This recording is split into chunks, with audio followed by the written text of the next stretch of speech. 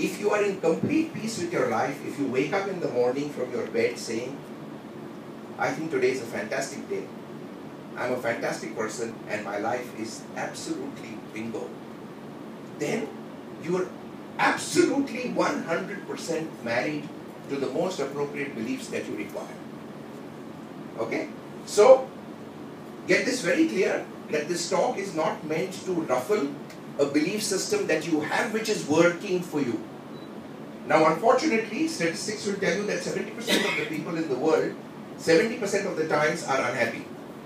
Which then means that many of them are holding on to belief systems which are not working for them. Now, if that is the case, then this talk will perhaps give you an opportunity to check. That's all there is to it. So something in your life is not working. Maybe in the next 2.5, 3 hours, with whatever I throw at you, you could get something of value to take home. And if you find it very boring, well, sometimes you make a bad choice. That's also okay. Alright, so let's begin. Firstly, you've all come to a talk which has the title Demystifying the Shift. How many of you have any clue or have done any research or are in tune with the so-called shift? Anybody? Yes. Yes. Well, that's the reality of the present age. So if you are not in tune, you are not going to be living happily and effectively. Okay.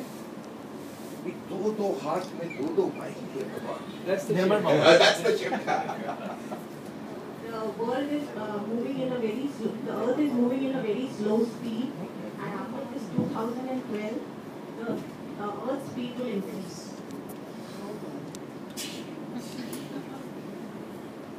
Okay. Anybody else? Any thoughts on the shift? Yes? The earth is an exit planet right now, so we have a good sense. Heavy duty. Good. Now I'm getting inspired. The earth is vibrating in a particular frequency, and the frequency is going to change, and the people who are going to match the frequency You're radiographing the whole thing. अभी इन्होंने मुझे enema का dose दे दिया. Suddenly we are seeing some shift towards spiritualism, where people are not just talking about religion anymore, people are talking about more of self and soul. And that I believe is the shift suddenly that we are noticing. Big time. So as we are seeing, people out here are remarkably well informed. Excuse me. Yes. Another story which I heard just recently, that is Brahmaji's 50th birthday. Where is the champagne? No, where is the somras? Because Brahmaji cannot be seduced with champagne. No, so contrary to popular belief, Calcutta seems to be quite in the middle of things, which is very neat. We're getting a cross-section of opinions from different people, right from the esoteric to the profane. We're getting some scientific feedback about the earth spinning at a different frequency. We're getting something on a shift from religion to spirituality. In my personal assessment, I personally see religion as the world's best multi-level marketing system. Because one person born in it guarantees the next 20. And the downlines ensure that you stay in place. Whereas spirituality, of course, then becomes the science of the self and the science of the spirit. And then we had a term that came up about ascension, ascend, etc. So now let me try and see whether I can put all this together and make some head and tail out of this. Okay, so one straight question to the whole group. How many of us here believe that when we die, something of us dies, and that's the body that we either cremate or we bury or we do whatever we need to do with it, and something continues to survive? Do we all agree with this? It's a general question to the whole group. Yes. Yes. Okay, brilliant. So coming in the Indian subcontinent, this is no challenge at all. Because from thousands of years, our culture, our country, our religion, our upbringing has focused on the fact that there is one part of us which is immortal. Okay? Which will never die. And then of course we may choose to call it the soul, we may choose to call it the spirit, we may choose to call it whatever we want to.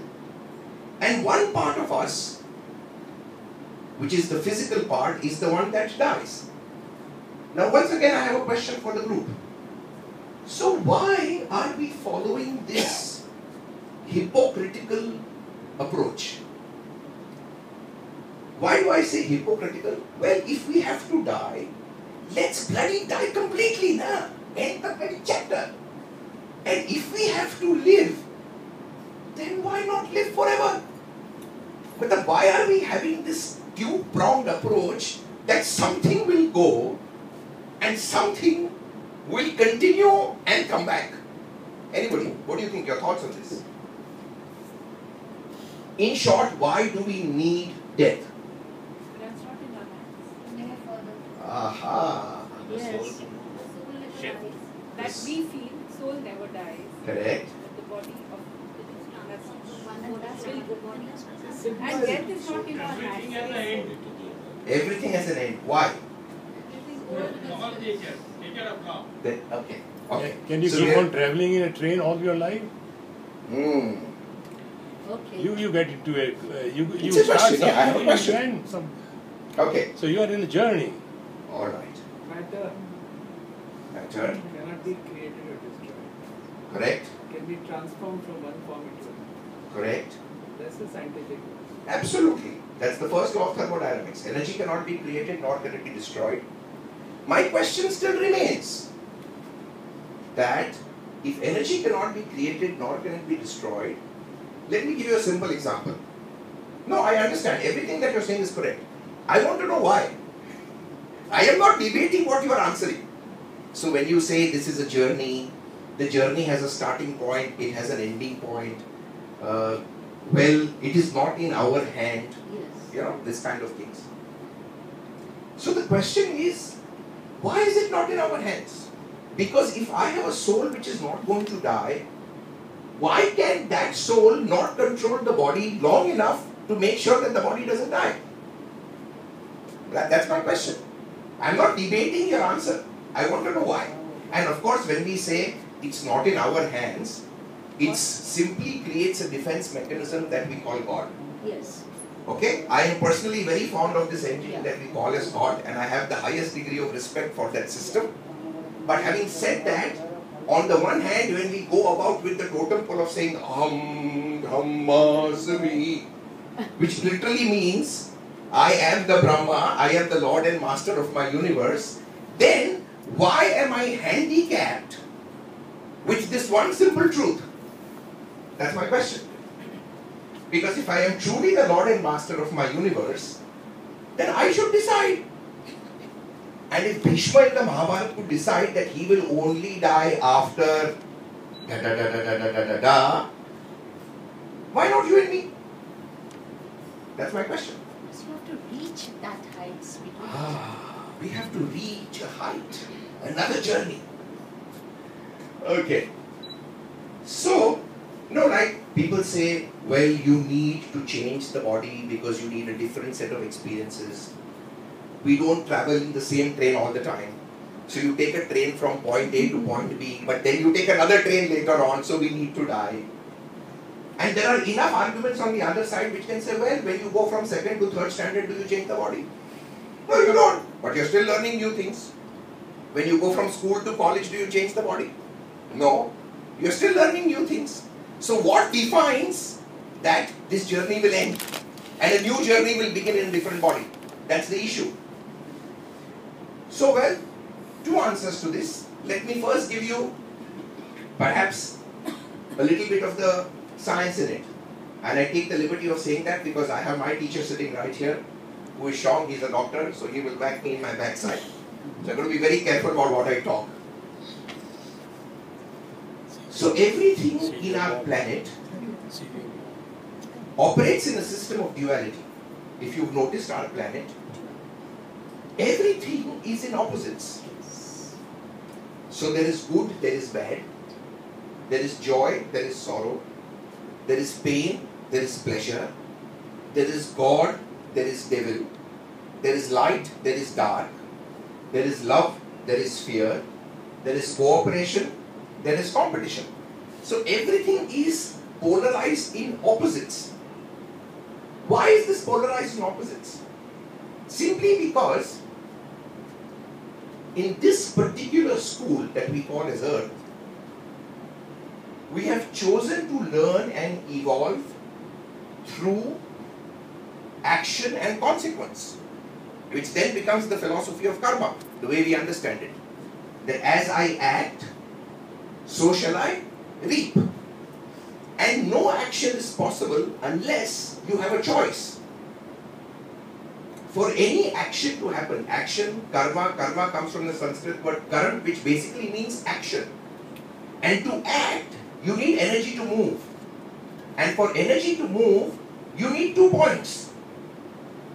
Even electricity will flow from a positive terminal to a negative terminal. Magnetism will flow from North Pole to South Pole. In a unipolar consciousness, movement cannot happen. I am here and I will go there. So you need 2 points for a flow to happen. Which is why we have duality. Now considering that, what keeps us alive? The oxygen that we breathe. That is also the main reason for your death. So technically what is keeping you alive at a certain level is also preparing you for death. Why do I say this? Simply because you have a carbon-based DNA structure, and a carbon-based DNA structure gets oxidized with oxygen. And the process of oxidation is what you call as aging. So the moment you start taking your first breath in this world, you actually start your date with death. So technically you are 100% alive only when you are born. Okay? So it is not ironical that if we are celebrating a birthday and today is the 14th birthday, what do? We will put candles, we light those candles, and then what do? We blow the candles out, which means it's an assertion to ourselves that the light of these 13 years is gone. It is not going to come back. Okay? So every breath that we are taking, though keeps us alive, is also inexorably taking us closer and closer to the grand finale. So that's one aspect of duality. Let's look at the other one of it. Everybody sitting here believes that life has some purpose. Whatever be the purpose. Means I'm sure each one of us understand this in different ways. So some of us feel the purpose of life is to go through your karma. Some people feel the purpose of life is to achieve something. Some people feel, oh, my life is a punishment. I have done hajar rotten things in the past and now God has condemned me to this horrible life. Some people feel life is an experience. Some people feel life is fun. So everybody has some basic idea of what the purpose of life is. Now, let's assume for a moment that my purpose of life is to move from this point to this point. This is my purpose. Okay? Now to execute this purpose,